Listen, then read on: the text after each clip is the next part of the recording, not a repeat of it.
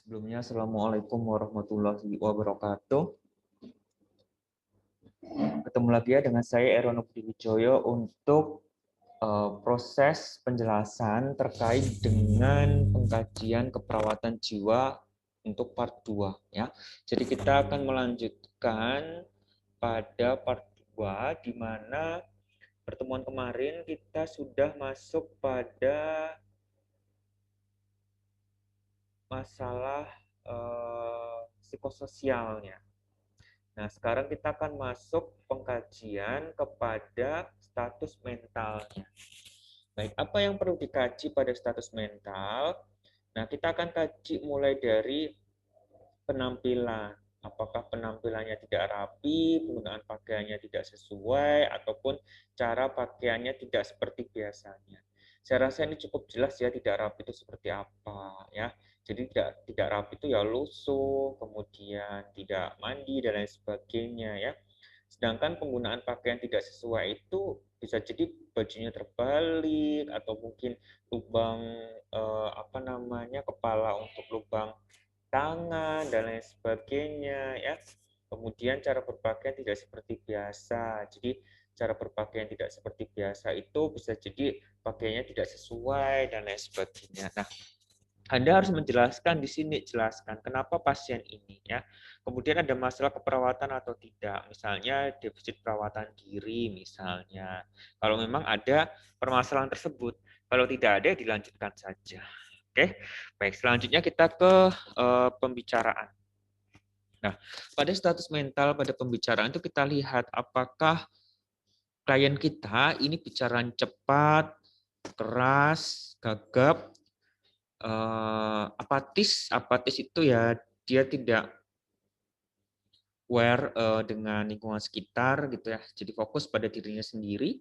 Kemudian lambat, jadi ya ngomongnya pelan. Kemudian ya pelan seperti itu cukup jelas ya saya rasa di sini. Kemudian gagap itu ya terputus-putus ya ngomongnya gagap seperti itu. Kemudian membisu, diajak berbicara dia tidak mau menjawab. Kemudian dia mengalihkan pandangan. Nah itu masuk. Nanti dijelaskan kondisi pasiennya ya.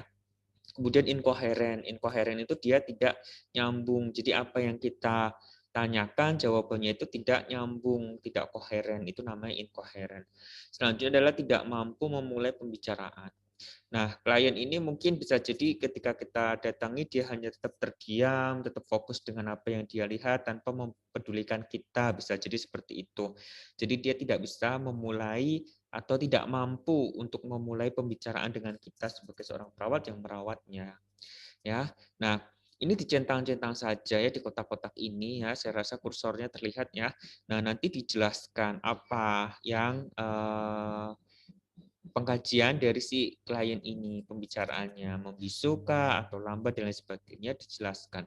Kemudian masa keperawatan apa? Bisa jadi dia ada kerusakan komunikasi verbal ataupun apa, nah itu dituliskan di sini. Baik. Selanjutnya kepada aktivitas motorik. Nah, pengkajian pada aktivitas motorik ini cukup jelas ya. Motorik itu adalah gerakan tubuh yang dia itu cara kasar ataupun halus. Tapi kalau untuk dewasa kita langsung masuk pada motorik kasarnya ya. Lesu cukup jelas ya. Jadi dia tidak ada gairah seperti itu, jadi lesu seperti itu. Kemudian tegang ini lebih kepada kaku gitu ya, kaku, tegang. Kemudian ya tidak bisa berbuat apa-apa seperti jadi kaku, tangannya kaku gitu. Cukup jelas sekali ya untuk tegang ini. Kemudian gelisah itu adalah kondisi di mana pasien itu mulai khawatir, geduh, gelisah dan lain sebagainya terkait dengan lingkungan dan lain sebagainya ya. Jadi banyak di situ. Nah, selanjutnya adalah agitasi. Agitasi itu apa? Agitasi itu adalah gerakan motorik yang menunjukkan kegelisahan ya. Jadi gelisah nanti akan lebih parah kepada agitasi. Sehingga derajat pada agitasi itu lebih tinggi dibandingkan dengan gelisah ya. Jadi dilihat di sini ya. Baik, selanjutnya adalah tik-tik itu adalah gerakan kecil pada otot muka yang dia tidak terkontrol. Jadi kayak misalkan matanya itu kedip-kedip terus, kemudian bibirnya itu naik sedikit-sedikit seperti itu, tapi dia tidak terkontrol. Jadi tubuh itu tidak bisa mengontrolnya. Itu adalah tik. Nah, selanjutnya adalah grimasem. Grimasem itu adalah gerakan otot muka yang dia itu berubah-ubah yang tidak bisa dikontrol oleh kita. Nah, jadi tidak bisa dikontrol oleh kita itu, jadi ya udah, jadi grimasem itu tubuh kita itu atau tubuh klien itu tidak bisa mengontrol otot-otot muka kita. Misalnya kita tersenyum kan kita kontrol tuh gimana tersenyum gitu kan. Tapi kalau pada grimasem ini dia berubah-ubah senyum, kemudian kedip, kemudian mengkerutkan dahi, kemudian mesem dan lain sebagainya ya. Dan itu tidak terkontrol, itu adalah grimasem. Nah, selanjutnya adalah tremor. Tremor saya rasa cukup jelas. Jadi dia adalah posisi di mana kalau tangan kita ajukan dia bergetar terus seperti ini dan dia tidak terkontrol. Jadi tidak bisa dikontrol oleh tubuhnya. Itu namanya tremor. Sedangkan kompulsif itu adalah gerakan yang dilakukan secara berulang-ulang. Ya, seperti apa? Kompulsif dia mencuci tangan terus, dia mandi, dia mencuci muka terus, dia mencuci kaki terus walaupun sudah bersih itu. Nah, itu nanti bisa jadi dia memiliki waham seperti itu kan, tapi kita lihat aktivitas motoriknya ya, kita pisahkan terlebih dahulu. Kita hanya lihat di aktivitas motorik si klien ini. Nah, kemudian nanti centang salah satu, misalkan dia agitasi, ya jelaskan agitasinya kenapa, ya. Kemudian masa keperawatannya apa? Misalkan dia ada masalah keperawatan terkait dengan kekurangan apa namanya energi dan lain sebagainya. Nanti untuk skema ataupun untuk struktur dari penulisan masalah keperawatan silahkan lihat di SDKI ya.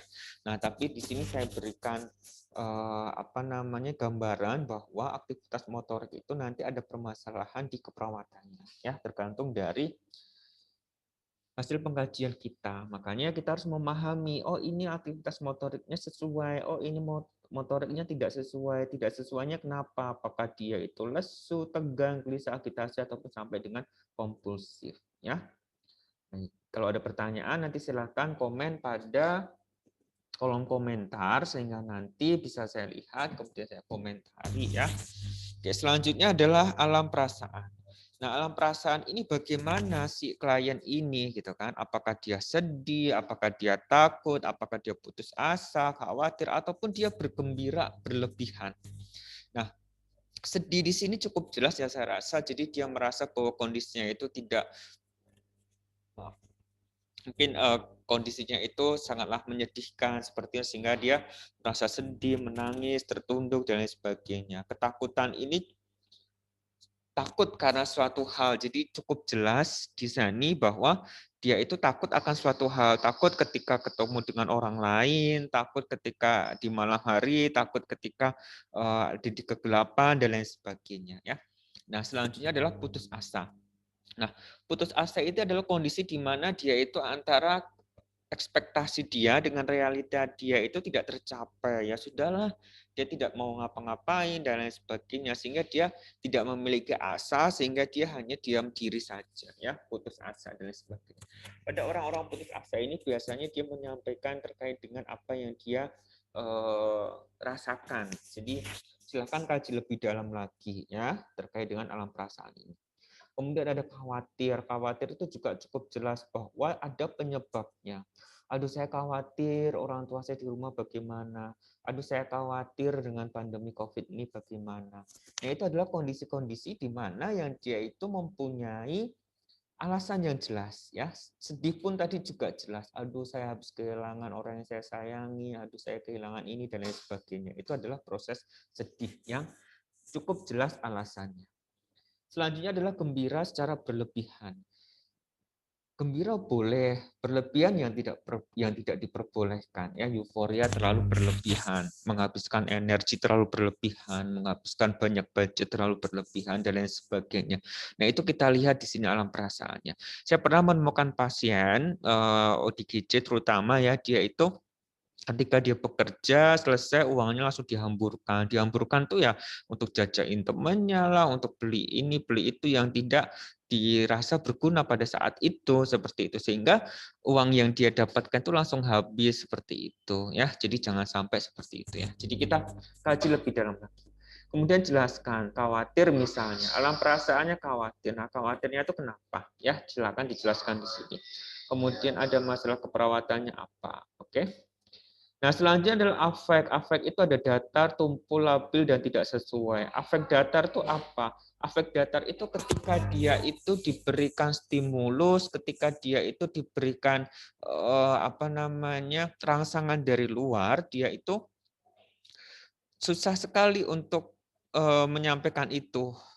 Ketika rangsangannya sedih, harusnya kan dia menangis gitu ya, tapi dia tidak gitu. Rangsangan ketika dia bergembira tertawa, harusnya kita tertawa seperti itu, dia tidak seperti itu. Jadi datar, itu afeknya datar. Sedangkan tumpul itu perlu rangsangan yang berlebih untuk bisa merubah ekspresinya. Misalnya kalau berlebih afek tumpul, misalnya kita bercanda sedikit saja kita tertawa seperti itu, dia perlu dosis yang lebih tinggi seperti itu ya untuk bisa tertawa. Nah, bedanya datar dan tumpul di kondisi itu. Jadi ketika kita memberikan dosis yang lebih tinggi dan banyak sekali gitu ya, baru bisa berubah ekspresi. Nah, itu untuk afek yang tumpul. Di apa-apa tidak berefek seperti itu ya. Baik. Selanjutnya adalah labil. Ini cukup jelas ya. Labil itu adalah kondisi di mana dia masih belum stabil. Jadi masih naik turun gitu kan. Sedih, senang gitu masih di luar dari dugaan ya. Biasanya afek labil ini kalau pada orang dengan gangguan jiwa itu pada kasus-kasus yang dia itu mengalami bipolar seperti itu ya. Jadi dia itu sedih berlebihan, kemudian dalam waktu dekat dia bisa gembira dan lain sebagainya ya. Nah, itu adalah kondisi afek yang labil. Nah, selanjutnya adalah afek yang dia itu tidak sesuai. Tidak sesuai itu ya sama, jadi kondisi apa yang dia itu lihat dengan yang dia itu lakukan itu tidak sesuai seperti itu ya. Jadi cukup jelas di sini tidak sesuai itu apa. Nah, silakan centang salah satu dari hasil pengkajian Anda semuanya. Selanjutnya dituliskan di sini, jelaskan afeknya apa, penyebabnya apa, ya. Kalau memang ada masalah keperawatan, silakan dituliskan. Kalau tidak, silakan dicoret saja, ya. Ya, tidak semua pengkajian itu memiliki masalah keperawatan ya, jadi tidak langsung dihubung-hubungkan. Oh ini langsung masalah nih, oh ini itu, gitu, ya. Baik, baik lanjut kita ke interaksi selama wawancara. Nah, interaksi selama wawancara ini kita kaji pada klien kita itu ada 6 ya. Ada permusuhan, tidak kooperatif, mudah tersinggung, kontak mata kurang, defensif ataupun curiga. Nah, interaksi selama wawancara itu bisa apa? Permusuhan. Permusuhan cukup jelas bahwa antara klien dengan kita, misalkan pada saat kita lakukan komunikasi atau pengkajian seperti itu, dia merasa bahwa bawaannya marah, pengen ya apa namanya bawaannya pengen pengen pengen marah aja seperti itu kan. Jadi kondisi-kondisi di mana dia interaksi selama wawancara dengan kita itu bermusuhan. Kemudian tidak kooperatif. Kooperatif itu dia bekerja sama dengan baik, dia mampu menjalin hubungan antara kita yang merawat dengan si kliennya. Nah, itu yang disebut dengan tidak kooperatif itu adalah kondisi di mana dia tidak bisa menyelesaikan permasalahannya. Jadi dia tidak bisa melakukan kerjasama dengan baik antara kita dengan si klien yang notabene berdasarkan komunikasi terapeutik untuk proses kesembuhan dari kliennya. Ya. Nah, kemudian adalah mudah tersinggung. Nah, mudah tersinggung itu cukup jelas ya. Jadi kondisi di mana kita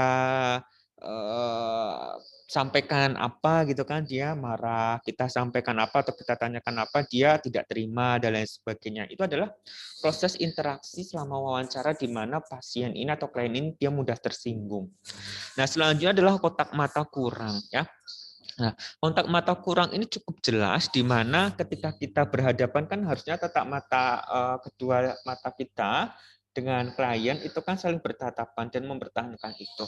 Nah, kalau kontak mata kurang itu biasanya dia langsung menunduk atau mungkin mengalihkan ke yang lain dan lain sebagainya. Nah, itu juga dijelaskan di dalam proses interaksi selama wawancara. Nah, selanjutnya adalah defensif. Defensif itu apa? Defensif itu adalah kondisi di mana klien itu dia mempertahankan pendapatnya, dia itu kekeh dengan pendapatnya, dia merasa benar dengan posisinya dan tidak mau digubris seperti itu. Nah, interaksi selama wawancara yang dia itu bersifat defensif biasanya akan dijatuhkan pada kasus-kasus waham, ya, sering terjadinya itu pada kasus waham, ya. Seperti apa? Ya dia merasa bahwa benar dia adalah seorang nabi misalnya. Dia benar merasa dirinya adalah seorang presiden misalnya. Dia akan defensif dengan itu, ya. Dia tidak mau diluruskan seperti itu. Jadi nanti ada penanganan tersendiri untuk kasus waham. Baik. Selanjutnya adalah curiga. Curiga ini cukup jelas ya. Jadi apa-apa yang kita berikan tidak sesuai atau mungkin bisa jadi merasa bahwa ini kok mencurigakan seperti itu. Nah, ini juga sering terjadi pada kasus-kasus yang dia itu waham ya. Jadi nanti silahkan Anda sebagai seorang nurse harus bisa mengkaji lebih dalam, menentukan permasalahan klien dan mendalami apa yang memang klien ini rasakan sehingga kita tidak salah dalam melakukan pengkajian. Jadi tidak langsung kita simpulkan ini apa dan lain sebagainya, tapi perlu pengkajian yang lebih dalam lagi. Oke. Saya rasa cukup jelas ya, nanti jelaskan misalkan kontak mata kurang ya alasannya apa dan lain sebagainya dan masalah keperawatan apa silakan nanti dicek di SDKI. Baik. Nah, selanjutnya adalah persepsi. Persepsi itu adalah kondisi di mana dia itu untuk mengkaji lebih dalam apakah dia mengalami halusinasi atau tidak. Nah, dia mengalami pendengaran, penciuman, perabaan dan lain sebagainya yang dia itu bermasalah atau tidak ya. Jadi silakan nanti dicek lagi untuk persepsi ini ya. Oke. Nah, apa sih persepsi ini? Persepsi ini ya jelas pendengarannya normal atau tidak, atau jangan-jangan dia mendengarkan hal yang tidak kita dengarkan pada saat itu gitu kan. Nah, itu silahkan dicek, dicentang ya kalau memang dia ada permasalahan di pendengaran. Kemudian di penglihatan ini juga cukup jelas ketika dia melihat sesuatu dan kita bisa lihat berarti aman. Tapi kalau dia melihat sesuatu, melihat seseorang, tapi kita tidak bisa melihatnya, nah itu bisa jadi ada permasalahan di dalam penglihatannya. Baik, selanjutnya adalah perabaan. Nah, perabaan ini apa? Cukup jelas. Jadi misalkan kita merasa bahwa oh, kok saya ada yang meraba-raba saya, padahal tidak ada. Nah, itu bisa jadi dia mengalami halusinasi perabaan ini ya. Oke, selanjutnya adalah pengecapan ya. Ada persepsi, ada salah persepsi tentang perabaan ya. Bisa jadi nanti halusinasi pada visualnya ataupun perabaan ini tergantung dari jenisnya apa. Persepsi pengecapan ya, pengecapannya adalah mulut ya. Jadi proses ada nggak sih rasa yang aneh, asem nih padahal dia tidak makan apa-apa kayak gitu. Kemudian persepsi penghidup. Penghidup pasti jelas penciumannya, bagaimana penciuman. Nah, nanti silakan dicentang salah satu ini mana yang mengalami gangguan atau permasalahan, kemudian Anda menjelaskan di kolom ini dijelaskan ya. Nah, selanjutnya masalah keperawatannya apakah mengalami halusinasi audio, visual dan lain sebagainya. Nah, selanjutnya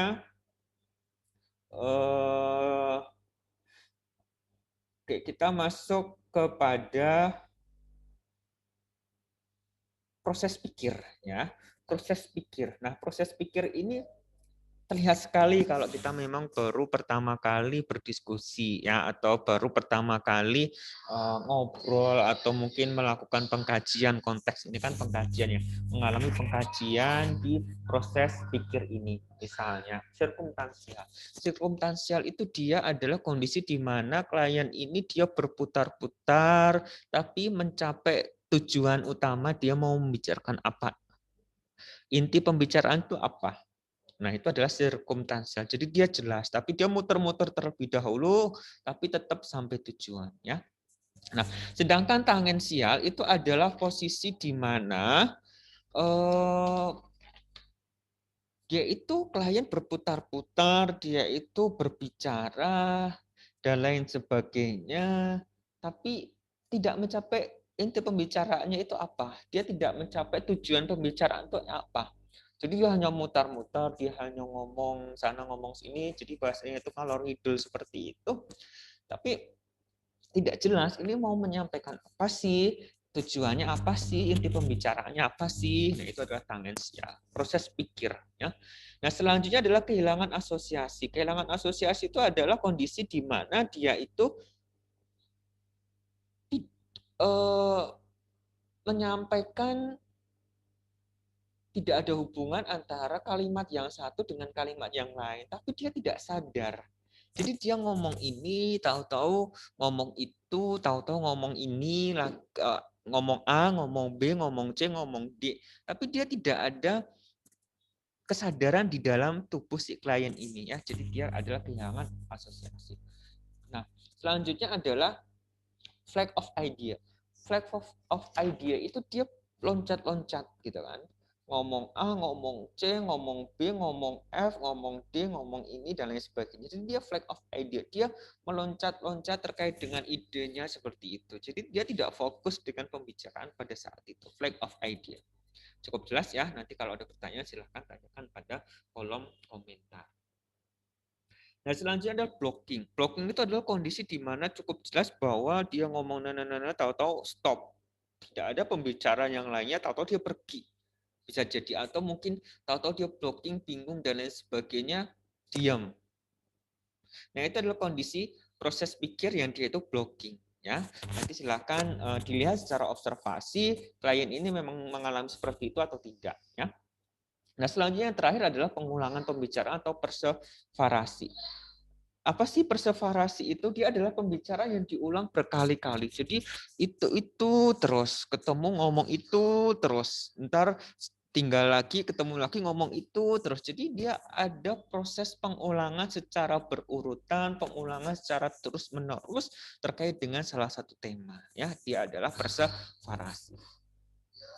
Nah, baik, selanjutnya adalah isi pikir, kemudian tingkat kesadaran. Baik. Sebentar ya. Oke.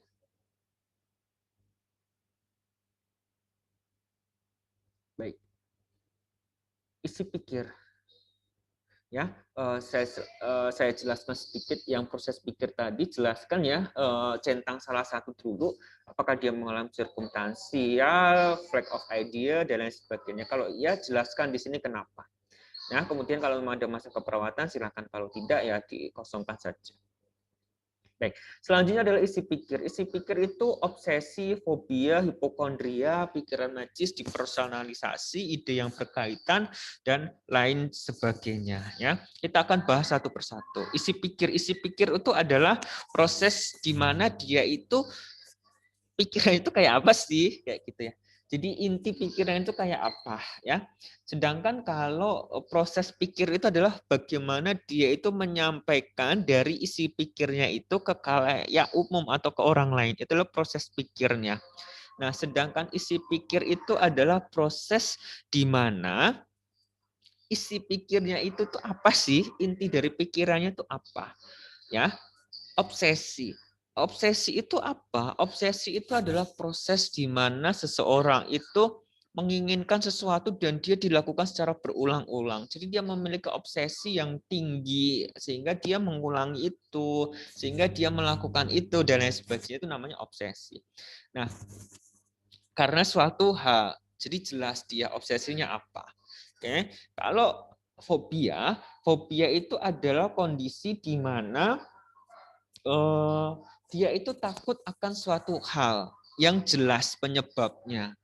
Fobia ketinggian, fobia tentang gelap dan lain sebagainya. Dia jelas, dia takut akan itu. Ya, fobia itu levelnya lebih tinggi daripada takut. Ya. Oke, selanjutnya adalah hipokondria. Hipokondria itu adalah suatu kondisi di mana seseorang itu yakin terhadap adanya gangguan dalam tubuhnya, ya, tapi sebenarnya dia tidak ada.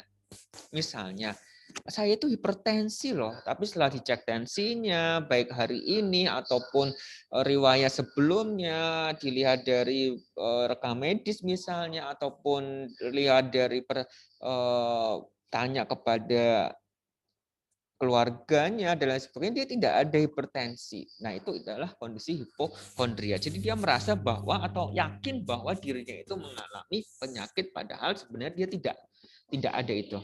Atau dia yakin terhadap adanya gangguan organ itu. Misalkan, oh jantung saya ada 2 gitu kan. Tapi ternyata setelah diperiksa dan lain sebagainya dia hanya ada 1. Jadi dia adalah hipokondria. Nah, selanjutnya adalah dipersonalisasi. Dipersonalisasi cukup jelas ya bahwa dia adalah kondisi di mana kita itu merasa bahwa tidak kenal dengan diri kita, asing dengan diri kita, seperti itu ya. Atau merasa bahwa lingkungan itu mengasingkan saya, kemudian lingkungan itu kok tidak mendukung saya misalnya. Dia adalah depersonalisasi. Jadi keyakinan tentang dirinya sendiri. Ya, selanjutnya adalah ide yang terkait. Ini saya rasa cukup jelas. Jadi menyampaikan apa yang dia sampaikan ke khalayak umum seperti itu ya. Atau pikiran magis. Nah, ini pikiran magis cukup jelas ya. Jadi dia merasa bahwa oh di lingkungan ini atau di ruangan ini saya melihat di pojokan ada ini, di sana ada ini dan lain sebagainya. Ya, mungkin anak indigo seperti itu kali ya. Tapi hal ini pikiran magis itu kita tuliskan, entah itu indigo atau apa, tetap aja pengkajian bahwa pikiran dia itu magis.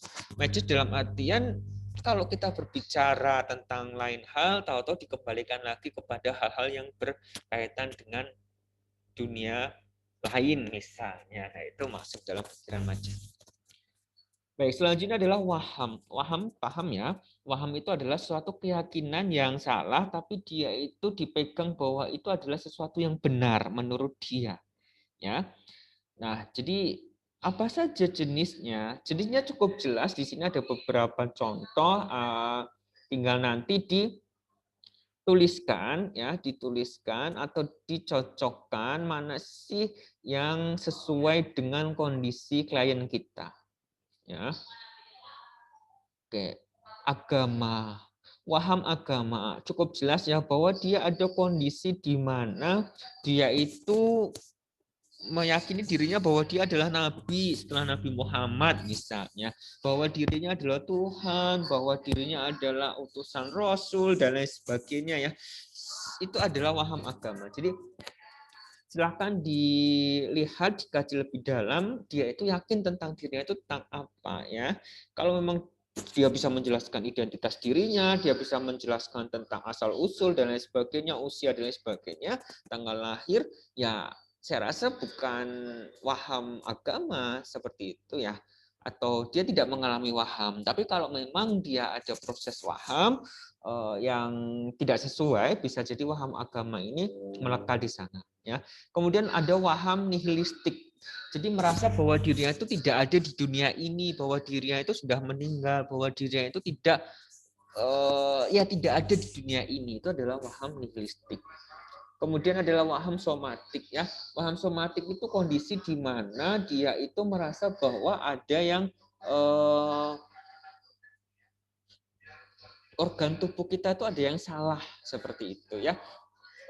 Paru-paru itu saya itu salah loh. Saya yakin bahwa paru-paru itu salah, rusak paru-paru saya. Padahal setelah dicek dan sebagainya dia tidak ada permasalahan ya di paru-paru dan sebagainya. Kemudian adalah waham sisi pikir. Waham sisi pikir itu adalah posisi di mana dia yakin bahwa apa yang dia pikirkan itu ada sisipan-sisipan dari luar ya yang masuk ke dalam pikiran ya sehingga dia merubah pikirannya. Itu sisi pikir. Jadi misalkan saya pengen ke utara tapi ada ke selatan aja. Nah, dia merasa bahwa ada yang menyisipi pikirannya sehingga itu bertolak belakang dengan apa yang dia inginkan. Ya, itu sisi pikir. Nah, selanjutnya adalah waham kebesaran. Apa itu waham kebesaran? Ya, dia merasa bahwa dirinya presiden, dia merasa bahwa dirinya itu adalah menteri dan lain sebagainya, padahal sebenarnya dia hanya petani biasa, sebenarnya dia hanya warga biasa dan lain sebagainya. Itu adalah waham kebesaran. Nah, selanjutnya adalah waham siar pikir. Nah, waham siar pikir itu apa? Dia merasa bahwa pikirannya itu bisa di-broadcast ke orang lain sehingga orang lain itu bisa mendengar apa yang dia pikirkan, ya, bukan yang dia ucapkan ya, tapi dia pikirkan. Jadi pada saat ini misalkan saya diam seperti ini, oke. Nah, saya sudah menyampaikan loh ke kalian, ke Anda semuanya, bahwa saya menyampaikan tentang siar pikir ini apa, waham siar pikir ini apa. Apakah Anda mendengar semuanya?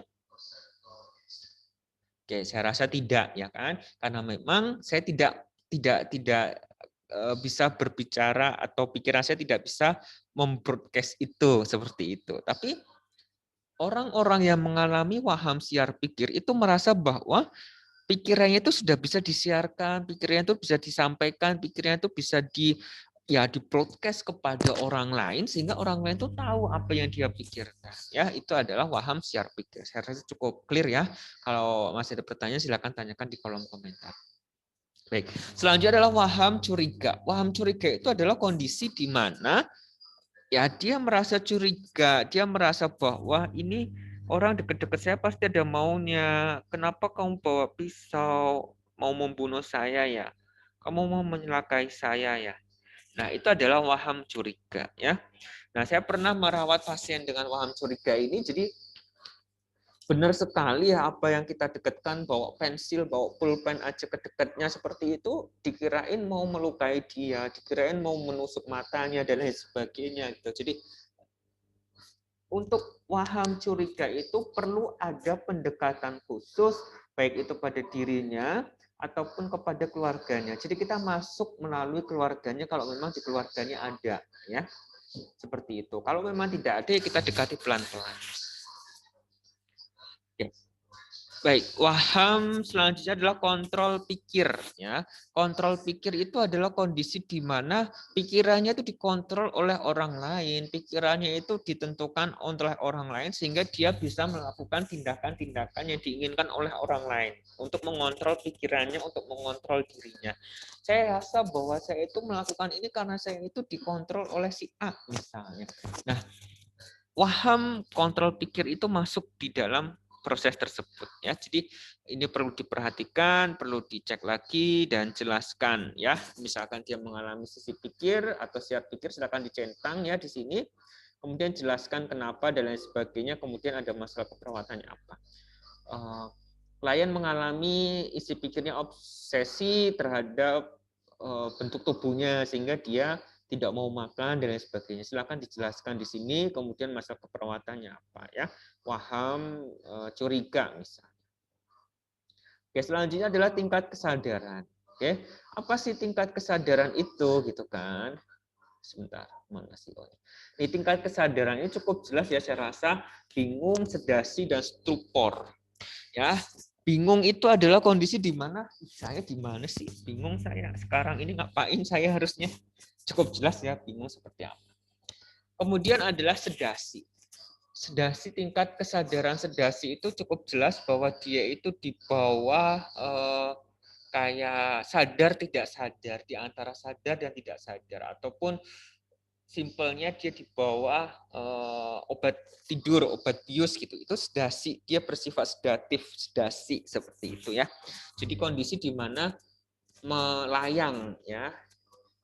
Kalau Anda semua pernah merasakan di vaksin ya COVID-19 itu kan kadang kita merasakan ada efek sedasinya. Jadi kita melayang kayak nggak napak di bumi gitu ya, kayak melayang seperti itulah. Nah, itu adalah proses sedasi. Tingkat kesadarannya. Selanjutnya adalah stupor. Stupor itu kondisi seperti dia itu kekakuan otot ya, kekakuan otot di mana dia itu merasa bahwa kok tubuh ini ada yang salah ya. Jadi tingkat kesadarannya seperti itu ya. Ya, selanjutnya adalah disorientasi. Disorientasi saya rasa cukup jelas ya. Orientasi itu ya dia bisa mengenali dirinya, orang lain, waktu, tempat, dan lain sebagainya. Tapi pada klien-klien yang dia itu mengalami gangguan jiwa, tingkat kesadaran khususnya pada disorientasi itu bisa jadi ini saat ini adalah siang, tapi orang tersebut menganggap bahwa ini malam loh, ini pagi loh, seperti itu ya. Kemudian disorientasi tempat. Tempatnya sekarang di RSJ. Ini di kota, ini di pasar misalnya. Nah, dia mengalami disorientasi tempat. Kemudian orang, disorientasi orang. Ya, dia tidak bisa mengenali dirinya sendiri ataupun dia tidak mengenali orang tuanya dan lain sebagainya ya. Silakan dari hasil pengkajian saudara semuanya, dari hasil pengkajian Anda semuanya, yang mana nih tingkat kesadarannya? Ya, silakan dicentang-centang, disorientasi pun juga sama dan jelaskan kenapa dan masalah keperawatannya apa. Kalau memang dia mengalami masa keperawatan. Jadi jangan dipaksakan, kalau dia memang tidak mengalami masa keperawatan ya sudah, gitu ya. Oke. Baik, selanjutnya adalah memori. Memori itu apa? Memori itu adalah proses di mana kita bisa menyimpan suatu hal. Ya, ada nggak permasalahan tentang gangguan terkait dengan daya ingat jangka panjang? Ya, baik. Nah, gangguan daya ingat jangka panjang terkait dengan memori itu adalah dia ada permasalahan jangka panjangnya, masa kecilnya, kemudian masa lalunya, dia tidak ingat tentang itu, ya. Tapi dia ingat saat ini, dia ingat sehari yang lalu, seminggu yang lalu, 1 bulan yang lalu. Tapi dia lupa 10 tahun yang lalu, 20 tahun yang lalu, atau bahkan memori-memori dia waktu kecil seperti itu, ya. Oke, selanjutnya adalah gangguan daya ingat jangka pendek. Nah, gangguan daya ingat jangka pendek ini dia ada permasalahan di mana dia itu mengalami permasalahan jangka pendeknya. Saat ini dia sudah makan, nanti siang ditanyakan, 1 jam lagi ditanyakan dia belum makan. Nah, itu ada permasalahan-permasalahan di mana ada gangguan daya ingat jangka pendek. Biasanya terjadi pada lansia, ya. Nah, tapi tidak menutup kemungkinan orang-orang dengan gangguan jiwa yang dia itu masih berumur 30-an atau 40-an itu juga mengalami gangguan daya ingat jangka pendek ini. Makanya perlu dikaji lagi, evaluasi dan validasi. Kemarin kegiatannya ngapain saja? Kenal nggak dengan si A, kenal nggak dengan si B, dan lain sebagainya. Nah, itu adalah untuk memvalidasi terkait dengan daya ingat memori ini, ya. Kemudian gangguan daya ingat saat ini cukup jelas ya bahwa saat ini dia mengalami gangguan, saat ini dia mengalami masalah yang dia itu tidak tahu apa yang dia lakukan, dia tidak paham apa yang dia lakukan. Nah, selanjutnya adalah konfabulasi. Apa sih konfabulasi? Konfabulasi itu adalah kondisi di mana dia itu memori palsu. Ya, bisa jadi dia itu kembali flashback seperti itu, bisa jadi karena kejadian sesuatu yang nyata benar terjadi, kemudian dia rekayasa terkait dengan kronologisnya dan lain sebagainya. Ataupun memang dia itu mengada-ada terkait dengan kondisinya, mengada-ada terkait dengan suatu keadaan yang dia lakukan sebelumnya. Seperti itu namanya konfabulasi. Nah, jelaskan di sini yang mana, kemudian alasannya apa. Kemudian ada masa keperawatan atau tidak. Ya, selanjutnya adalah tingkat konsentrasi berhitung. Ini cukup jelas ya. Tingkat konsentrasi dan berhitung mudah beralih atau tidak. Misalnya, kalau kita sedang diskusi, kita sedang pengkajian seperti ini, kemudian dia gampang teralihkan oleh orang lewat, gampang teralihkan oleh temannya, kemudian dia ngajak ngobrol dengan temannya dan lain sebagainya, itu mudah beralih.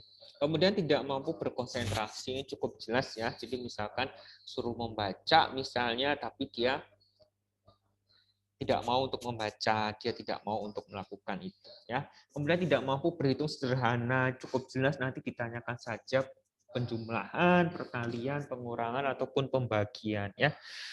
Kemudian disuruh menghitung misalnya dari 70 ke 90 atau 90 ke 101 misalnya. Nah, itu ada kendala atau tidak di sana.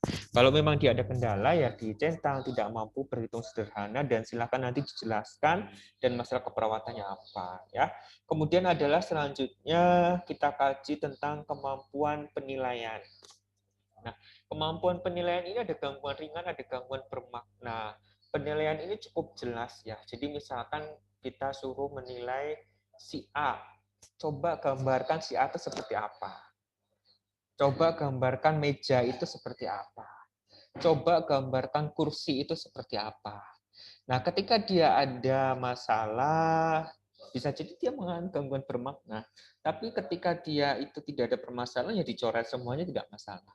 Tapi kalau ternyata dia gagap dalam artian dia tidak mampu untuk bukan gagap ya, tapi dia tidak mampu untuk menyampaikan terkait dengan gambaran yang kita tunjuk tadi, bisa jadi dia mengalami gangguan ringan terkait dengan kemampuan penilaian. Jadi silakan centang salah satu, kemudian jelaskan dalam kolom ini ya. Nah, selanjutnya adalah daya tilik diri. Daya tilik diri itu apa? Daya tilik diri itu adalah kondisi di mana dia itu bisa menilai dirinya tentang kesehatan dirinya, ya. Orang yang sehat fisik, sehat mental, bisa jadi dia bisa menyampaikan bahwa saya tidak mengalami sakit apa-apa. Kemudian dia sakit fisik, misalkan dia mengalami hipertermi ya, panas seperti itu, dan dia sehat mental, ya dia menyebutkan bahwa saya sedang panas nih, saya pusing, saya ini, dan lain sebagainya. Nah, itu daya tilik dirinya bagus. Tapi kalau pada orang dengan gangguan jiwa, bisa jadi daya tiliknya itu buruk. Dia tidak merasa bahwa dirinya itu gangguan jiwa. Dia merasa bahwa dirinya itu baik-baik saja. Dia merasa bahwa dirinya itu tidak perlu pengobatan. Padahal harusnya dia memerlukan itu semuanya. Ya, itu daya tilik dirinya. Jadi dia mengingkari penyakit yang ia derita atau menyalahkan hal-hal di luar dirinya. Mengingkari penyakit yang dideritanya itu ya tadi itu, saya tidak sakit kok, saya tidak perlu diberi obat kok, saya tidak perlu berobat, seperti itu. Itu mengingkari penyakit yang ia derita. Nah, kalau menyalahkan hal-hal di luar dirinya, cukup jelas bahwa saya sakit ini karena lingkungan ini. Saya sakit ini karena saya kemarin menebang pohon. Saya sakit ini karena ini adalah guna-guna dari si A, karena cintanya ditolak lah atau apa dan lain sebagainya. Nah, itu jelaskan di sini alasannya apa. Kemudian ada masalah keperawatan. Ya, baik. Saya rasa itu dulu. Kita akan lanjut ke video part ketiga yang akan nyambung tentang kebutuhan persiapan pulang sampai nanti dengan mekanisme coping ya, mekanisme coping pada orang dengan gangguan jiwa ya. Tetap stay tune di channel ini, sukses dan jangan lupa untuk belajar. Apabila dirasa materinya bagus, silakan like, subscribe dan juga share ke teman-temannya. Oke, saya akhiri. Wassalamualaikum warahmatullahi wabarakatuh.